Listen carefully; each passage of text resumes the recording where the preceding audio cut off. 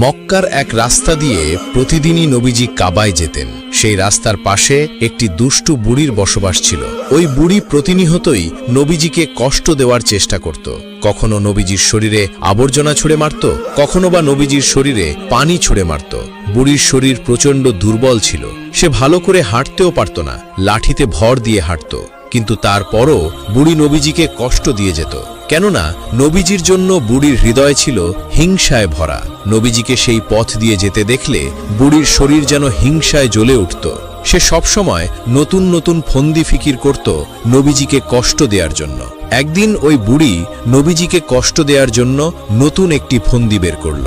রাতের অন্ধকারে বুড়ি রাস্তার মধ্যে কাঁটা পুঁতে রাখল এবং ভাবতে লাগল, শুভে সাদিকের সময় যখন মোহাম্মদ এই রাস্তা দিয়ে যাবে তার পায়ে কাঁটা ফুটে রক্ত হবে। এমনটা ভেবে বুড়ি সেই রাস্তায় বিষাক্ত কাঁটা পুঁতে রাখল। ফজরের সময় যখন নবীজি সেই পথ দিয়ে কাবার দিকে আসতে লাগলেন, বিষাক্ত কাঁটার আঘাতে নবীজি প্রচণ্ড ব্যথা পেলেন। নবীজির পায়ে ৭০টির মতো কাঁটা ফুটে গেল। নবীজির পবিত্র পা মুবারক রক্তে লাল হয়ে গেল। দূর থেকে সেই বুড়ি মহিলা নবীজির রক্তাক্ত পা দেখে হৃদয়ে যেন শান্তি খুঁজে পেল। এভাবেই বৃদ্ধা মহিলা তার কাজ প্রতিদিনই করে আর